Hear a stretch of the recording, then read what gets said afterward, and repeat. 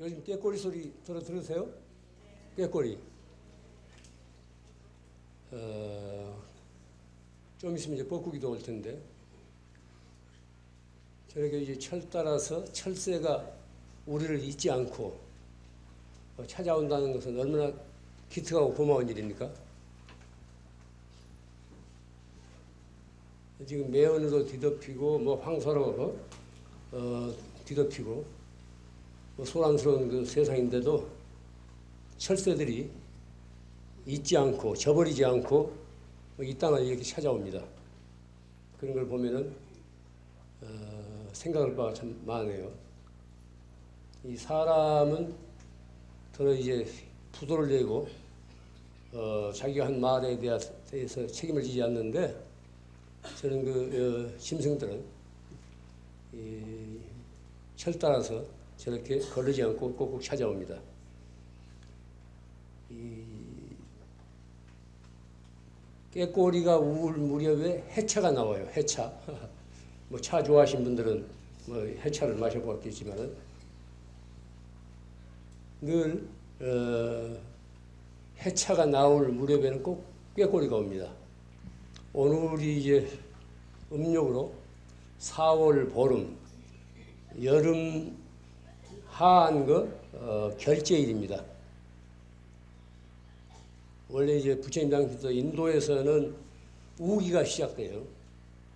우기가 시작되니까 이제 스님들이 여기저기 다니기 불편하니까 한 곳에 모여서 정진을 합니다.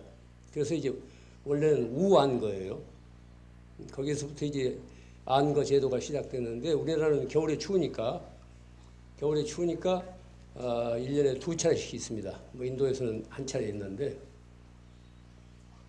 안거에 들어가기 전에 내가 이번 안거를 어떻게 지낼 것인가 이렇게 마음에 어떤 결단을 하게 되는 날이 바로 이 결전날이에요. 매질 결자, 제도 결자.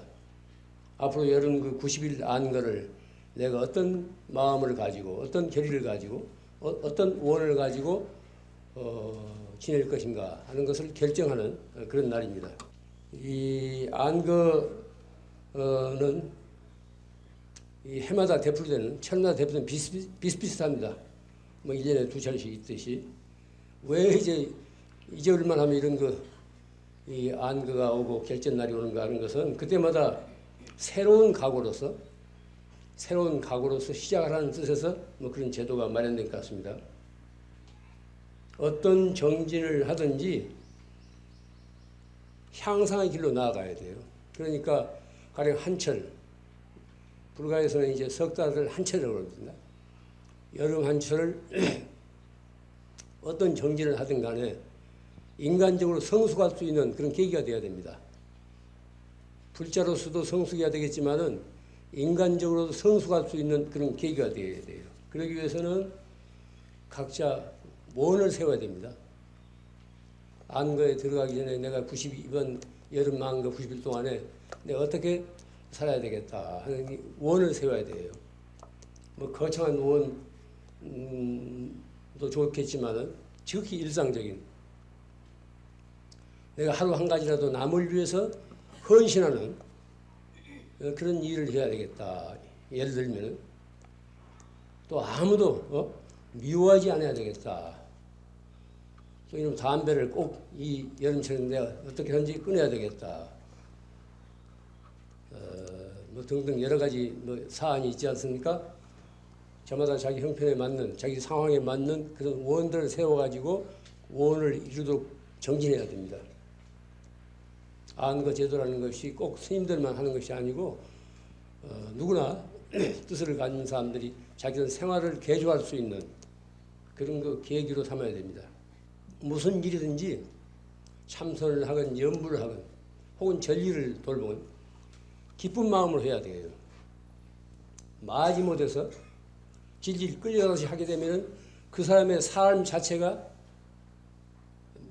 재미없는 인생이 됩니다. 무슨 일이든지 자기가 마음 내서 하게 되면은 나서서 기쁜 마음으로 해야 돼요. 그래야 그 일이 즐거울 뿐이 아니고 능률도 오르고 사는 일 자체가 즐거워집니다. 가령 예를 들자면 누구나 이제 선방에 가서 화두를 가지고 참선하지 않습니까?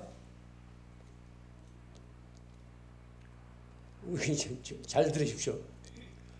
화두를 잘못하게 되면 무슨 고슴도치처럼 잔뜩 긴장해가지고 조금도 이웃 사람을 뭐 배려하지 않고 그냥 그런 불편하게 하는 사람들이 있다고 얼굴이 나타나요. 혼자 도사가 다 된 것처럼. 그건 잘못된 거예요. 우리가 참선을 하건 연부를 하건 무슨 그 정리를 하건 우리 마음을 활짝 열기 위해서 하는 거 아닙니까? 내 마음이 활짝 열려야 열린 세상과 하나가 됩니다. 무슨 주력하는 사람도 그래요. 주력에서 무슨 신통이 나기 위해서 주석을 하는 사람도 뭐 없지 않겠지만은 이웃을 전혀 배려하지 않고 혼자 아주 독선적으로 그렇게 주력만 하는 사람이 있단 말이에요. 그건 잘못된 정진이에요. 자기가 어떤 정리를 하든지 함께 있는 이웃을 배려해야 되고 또 기쁜 마음으로 하기 때문에 얼굴에 기쁨이 솟아야 된다니까요. 가끔 이제 거리에서 이렇게 마주치는 뭐 성도 이름도 모르는 사람들인데 웃음을 벙긋벙긋 웃고 하는 모습을 볼 때마다 그 웃음이 그냥 우리에게 전달되잖아요. 우리 기분이 좋아진다고 서로가 지금 공감을 하게 돼요. 근데 잔뜩 우거시장을 해가지고 하는 우리 집 아줌마 아침부터 보면 재수머리 없어가지고 내 마음도 그냥 구겨진다니까. 서로 이렇게 영향을 주고받는 거예요. 그러니까 남을 탓하기 전에 내가 지금 어떤 삶을 하고 있느냐, 내가 어떤 얼굴을 하고 있느냐, 그때 점검하세요. 거울이라는 걸 그거 보라고 만들어 놓은 거 아닙니까? 뭐 거울 볼 것도 없어요. 내 마음의 상태를 보면은 내 지금 현재의 얼굴이 어떻다는 걸 알 수 있습니다.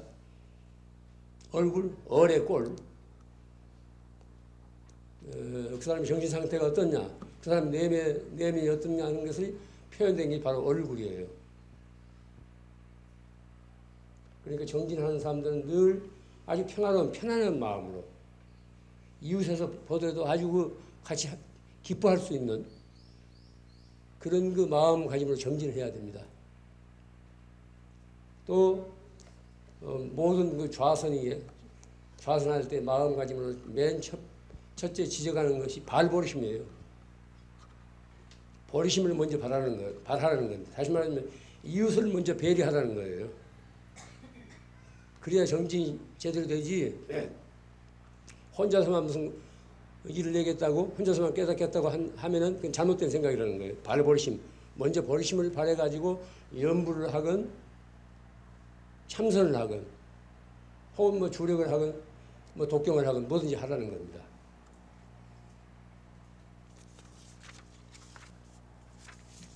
또 올 여름에는 이제 뭐 여러 가지 뭐 기도가 있습니다.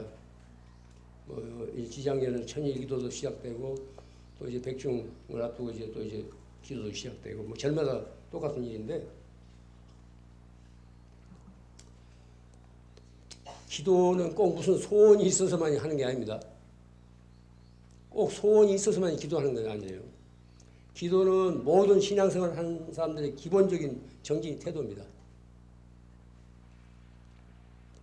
기도를 다른 말로 풀이하자면 참여하고 발언하는 일이에요. 우리가 무량겁을 지나오면서 어떤 그 빚을 지었을지 모르기 때문에 늘 참여하는 거예요. 또 발언, 내가 어떻게 앞으로 살겠습니다 하는 삶의 목표를 세워가지고 참여하고 발언하는 일 자체가 기도의 내용을 이룹니다. 기도에는 다른 게 없습니다. 그저 간절한 마음으로 해야 돼요. 간절한 원은 반드시 이루어집니다. 그러니까 이제 부처님이나 보살 이런 분들은 그 원의 힘으로서 이루어진 겁니다. 제가 가끔 얘기합니다.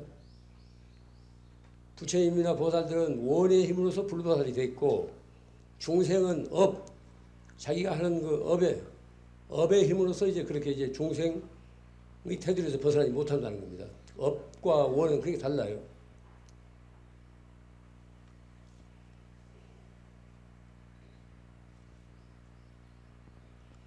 흔히 이제 지장전 하면은 맹부전, 의수산도 어둡고 뭐 죽은 사람을 무슨 천도하는 이런 장소로 잘못하기 쉽습니다.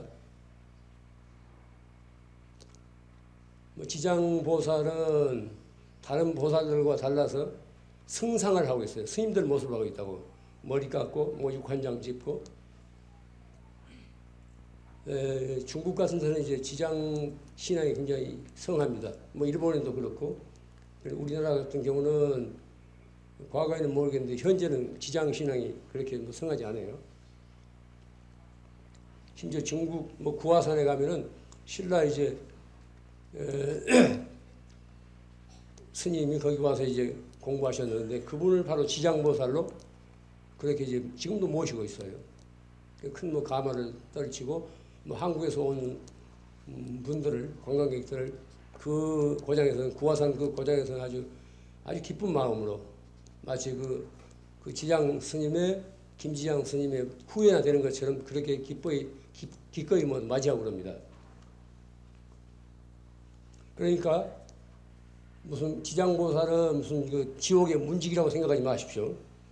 문수보살, 보현보살, 뭐 관세음보살, 대세지보살 이런 분들은 지장보살까지 포함해서 청정법신에서 나누어진 하나의 분신이에요. 화신이에요.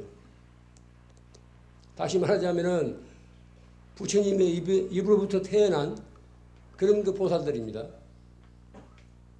그러니까 청정법신이 관세음보살로도 나타날 수 있고 지장보살로도 나타날 수 있고 대세지보살로서도 나타날 수 있고 그렇게 1100억 화신을 나타내는 겁니다. 그 중에 하나가 이제 지장보살이에요. 어떤 경전에 보면은 어떤 경전이 출전은 제가 모르겠는데 어떤 경전에 있어요. 석가모니 부처님이 열반에 드신 후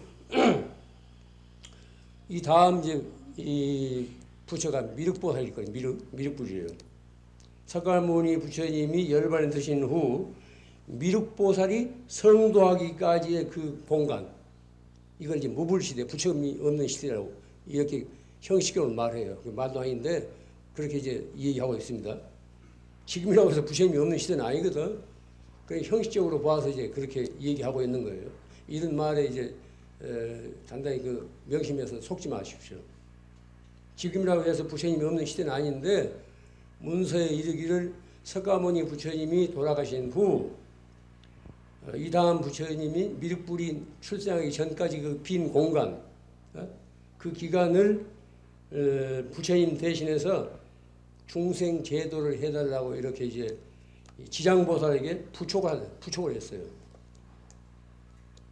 그러니까 부처님이 없는 시대에 중생 제도를 부촉받은 보살이 바로 이제 지장보살입니다. 뭐 잘 아시겠지만 지장보살의 원은 얼마나 지극합니까? 모든 중생이 다 제도한 다음에 맨 끝으로 자기가 제도를 받겠다는 이런 원을 세우잖아요. 모든 일체 중생이 다 이제 부처가 된 다음에 맨 끝에, 맨 나중에, 맨 마지막에서 자기는 부처를 이루겠다. 이런 원을 세운 거예요. 이 원 자체가 얼마나 거룩하고 자비스럽습니까? 설사 부처가 되지 않는다 하더라도 이런 그 원을 지극한 원을 세우고 있는 한 지장보살은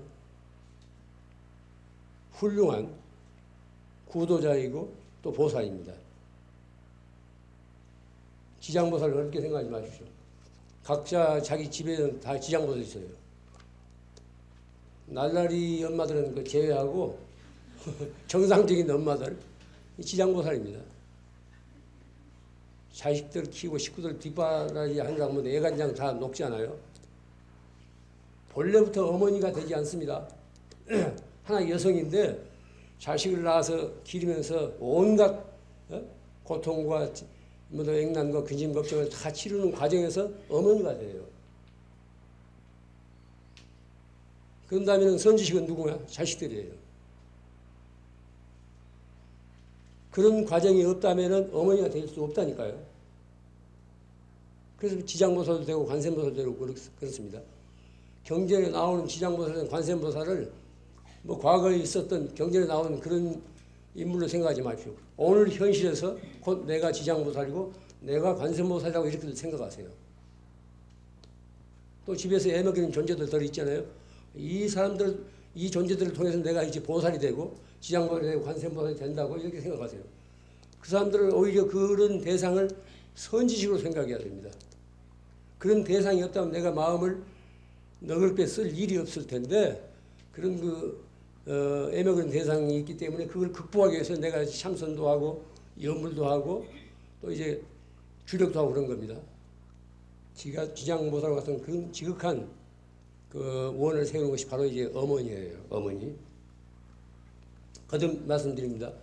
어머니는 저절로 되지 않습니다.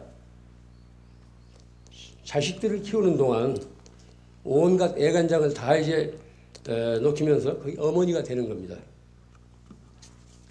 여기서 우리가 이제 이 혼동하지 말 것은 보살이라고 할 때 여기는 성차별이 없습니다. 뭐 관세음보살은 여성이고 뭐 지장보살은 남성이고 이렇게 생각하지 마십시오. 성 자체는 보살에게는 그런 거 성차별이 없습니다. 여성이 지장보살도 될 수 있고 남성이 지장보살도 될 수 있고 또 여성이 관세음보살도 될 수 있고 남성이 관세음보살도 될 수 있습니다. 여기서는 이제 그 성차별이 없는 거예요. 기도는 법당에서는 하지 않습니다. 법당에서 하는 것은 지극히 형식적인 기초적인 기도예요. 때와 장소를 가리지 않고 한결같이 꾸준히 나아가는 것을 정진이라고 하지 않습니까? 정진. 정진이라고 하는 건 뭐냐? 때와 장소를 가리지 않고 한결같이 꾸준히 나아가는 것을 정진이라고 그래요. 그렇기 때문에 기도하는 사람은 그가 하는 말과 생각과 행동이 곧 기도로 이어져야 돼요. 법당에서만 기도하고 그냥 돌아서면은 딴 생각하게 되면 그건 기도하는 사람이 아닙니다. 법당에서 익혔던 그런 정진력을 바로 이제 일상생활 속에서 집에서거나 거리에서거나 뭐 전철 안에서거나 버스 안에서거나 그 마음과 생각과 행동이 바로 기도로 이어져야 돼요. 그렇지 않으면 기도에 뜸이 안 든다니까요. 법당에서만 하고 돌아서면 그냥 기도하는 상관없는 행위를 한다면은 기도에 뜸이 안 든다고.